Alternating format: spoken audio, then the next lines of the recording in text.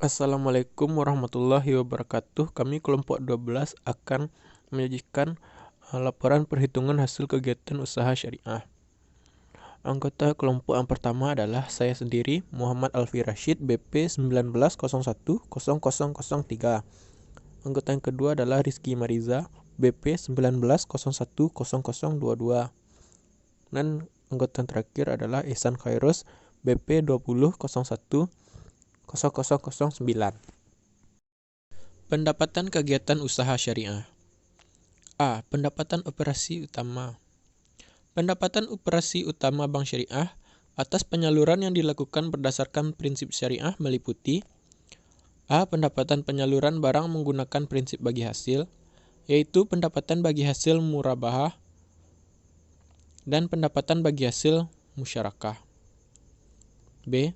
Pendapatan penyaluran yang menggunakan prinsip jual beli, yaitu pendapatan margin murabahah dan pendapatan bersih salam paralel dan pendapatan bersih istina paralel. Lalu pendapatan operasi yang terakhir, pendapatan bersih ijarah. Pendapatan kegiatan usaha syariah yang kedua adalah hak pihak ketiga atas bagi hasil dana syirkah temporer. Unsur ini merupakan jumlah bagi hasil yang diberikan oleh bank syariah kepada pemilik dana, sesuai nisbah yang telah disepakati. Hak pihak ketiga atas bagi hasil dana syirkah temporer ini tidak dapat dikategorikan sebagai pendapatan dan beban dari bank syariah. Hak pihak ketiga atas bagi hasil dana syirkah temporer ini merupakan alokasi pendapatan dari bank syariah. Tidak dikategorikan sebagai beban bank syariah karena besarnya sangat tergantung pada pendapatan operasi utama bank syariah. Besarnya sebanding dengan pendapatan operasi utama. Besarnya tidak tetap. Pendapatan kegiatan usaha syariah yang terakhir adalah pendapatan operasi lainnya. Unsur ini menampung pendapatan operasi utama lainnya, yang merupakan milik bank syariah sepenuhnya, yang tidak dibagi hasilkan, seperti pendapatan atas fi mudarabah, mukayyadah, fi wakalah, fi kafalah, dan pendapatan atas layanan berdasarkan imbalan lainnya. Beban kegiatan usaha syariah. Beban ini adalah semua beban yang menjadi tanggungan bank sebagai mudarib sebagaimana layaknya bank, seperti beban tenaga kerja, beban umum, dan administrasi, serta beban operasi lainnya. Sangat disadari bahwa laporan laba rugi bank syariah yang mempengaruhi metode bagi hasil revenue sharing berbeda dengan yang mempergunakan metode profit sharing. Apabila bank mempergunakan metode profit sharing, selain membuat laporan laba rugi bank sebagai mudarib sendiri, bank juga harus membuat laporan laba rugi atas pengelolaan dana mudharabah yang terpisah dengan laporan laba rugi bank. Karena laporan laba rugi pengelolaan dana mudharabah ini akan dipergunakan sebagai dasar pembagian bagi hasil dengan pemilik dana, dan dalam hal pengelolaan dana tersebut mengalami kerugian dan bukan kesalahan mudarib. Sesuai dengan prinsipnya, kerugian tersebut akan menjadi tanggungan pemilik dana yang perlu mendapat perhatian dalam membuat laporan laba rugi pengelolaan dana mudharabah. Khususnya yang berkaitan dengan beban, harus ada kriteria yang jelas tentang beban yang menjadi tanggungan dana mudharabah, baik beban tenaga kerjanya, beban umum dan administrasi, maupun beban operasional lainnya. Tidak diperkenankan beban menjadi tanggungan bank dibebankan pada laba rugi pengelolaan dana mudharabah. Zakat. Zakat dalam Islam adalah harta yang dikeluarkan oleh seseorang untuk disambungkan kepada golongan yang berhak menerimanya. Golongan yang menerima zakat adalah mereka yang membutuhkan bantuan secara finansial. Biasanya ada pihak ketiga yang mengelola dan menyalurkan zakat yang disebut dengan amil zakat. Ketentuan mengeluarkan zakat diatur oleh Islam dalam rukun Islam yang ketiga. Jadi, zakat juga termasuk ke dalam ibadah umat muslim.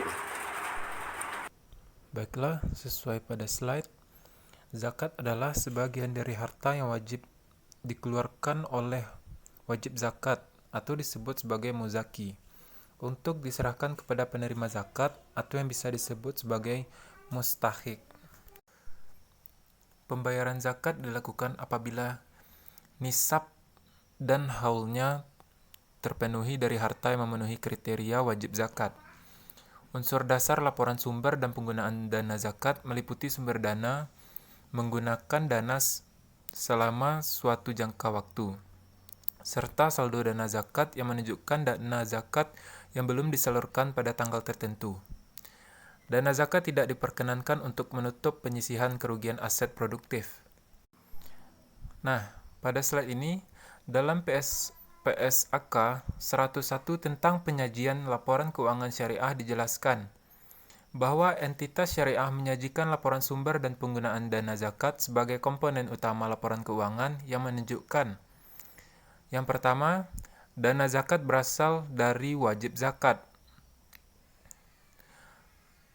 Terbagi dua, zakat dari dalam entitas syariah. Yang kedua, zakat pihak luar entitas syariah. Lalu, penggunaan dana zakat melalui lembaga amil, zakat untuk fakir, miskin, riqab, orang yang terlilit hutang atau gharim, mu'alaf, fi sabilillah, orang yang dalam perjalanan ibnu sabil, dan amil. Lalu, kenaikan atau penurunan dana zakat. Selanjutnya, saldo awal dana zakat, dan terakhir, saldo akhir dana zakat. Lalu pada slide ini, slide terakhir, entitas syariah harus mengungkapkan dalam catatan atas laporan sumber dan penggunaan dana zakat, tetapi tidak terbatas pada. Yang pertama, sumber dana zakat berasal dari internal entitas syariah. Lalu yang kedua, sumber dana zakat yang berasal dari eksternal entitas syariah. Yang C, kebijakan penyaluran zakat terhadap masing-masing asnaf. Lalu yang terakhir, proporsi dana yang disalurkan untuk masing-masing penerima zakat diklasifikasikan atas pihak terkait sesuai dengan yang diatur dalam PSAK 7 yang menyebutkan pengungkapan pihak-pihak yang mempunyai hubungan istimewa dan pihak ketiga. Baiklah, sekian materi dari kelompok 12. Kalau ada kata-kata yang salah mohon dimaafkan. Assalamualaikum warahmatullahi wabarakatuh.